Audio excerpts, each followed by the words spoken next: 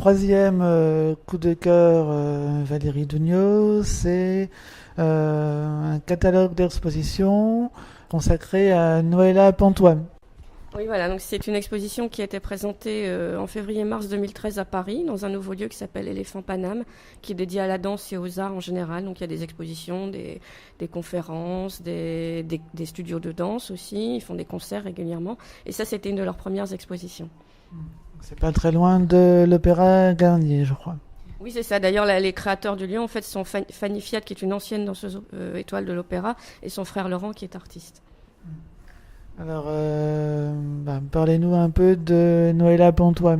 Alors Noëlla Pontois, les nouvelles générations la connaissent moins, mais ça a été la star absolue de la danse dans les années 70-80. C'était à l'époque où la danse avait droit de citer à la télé.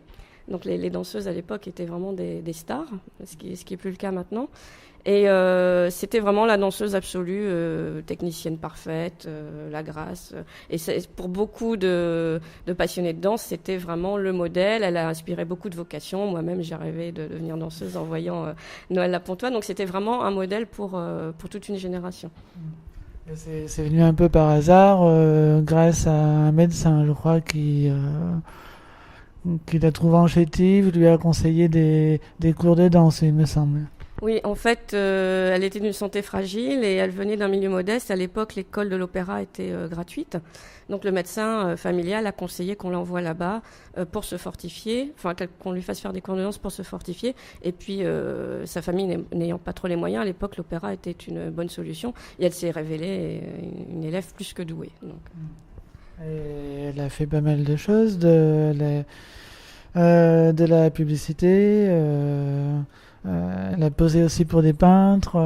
Oui, alors c'est une des choses qu'elle a expliqué dans l'exposition à travers les documents, c'est qu'à l'époque, les danseurs étaient connus, mais ils ne gagnaient pas forcément beaucoup d'argent, ils gagnaient même très peu, donc elle faisait pas mal de mannequinat, des choses comme ça à côté, parce qu'elle était très, très jolie. Et elle a aussi par la suite beaucoup inspiré les artistes, effectivement. Et donc elle a dansé avec les plus grands comme Nureyev, Baryshnikov. C'est aussi un des plaisirs du livre. D'abord, toutes les photos sont magnifiques, ça permet de redécouvrir Noëlla Pontois. Mais en plus, à travers elle et ses rôles, on redécouvre aussi tous les grands danseurs de cette époque. Donc effectivement, Baryshnikov, Nureyev. En fin de carrière, elle a aussi beaucoup travaillé avec Patrick Dupont, qui était tout jeune à l'époque. Donc ça retrace toute une génération de danseurs, c'est vraiment passionnant. Et il faut raconter aussi ses rapports avec le Japon, puisqu'elle a un intérêt tout particulier pour le Japon. Oui, donc effectivement, il y a quand même un petit lien avec les livres précédents. En fait, elle a été mariée avec un danseur de Béjar qui était japonais, et sa fille, Miteki Kudo, elle fait aussi une belle carrière de danseuse, et elle est très connue au Japon. Et c'est une de ses anciennes élèves qui a organisé l'Expo, je crois, non ?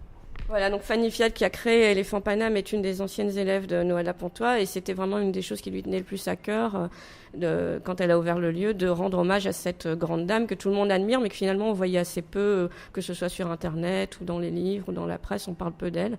Donc elle trouvait que c'était important de lui rendre un hommage. Alors le livre est divisé en plusieurs parties en fonction des rôles qu'elle a interprétés. Oui, c'est ça. Il y a assez peu de texte, donc c'est un livre en noir et blanc et les photos sont toutes magnifiques. Et ça suit la carrière de Noëlla Pontois avec ses grands rôles et à chaque fois elle donne un petit commentaire sur le rôle. Alors toujours avec sa modestie légendaire, c'était quelqu'un de connu pour être timide et très modeste et ça se sent dans le livre. Mais on retrace comme ça toute sa carrière rôle par rôle.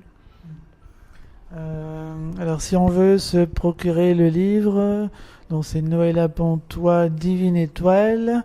Donc on peut passer par le centre de danse Éléphant Paname. Oui, en fait, le lieu a une boutique qui propose des produits. Le livre a été édité par eux-mêmes et c'est là qu'on pourra le trouver le plus facilement.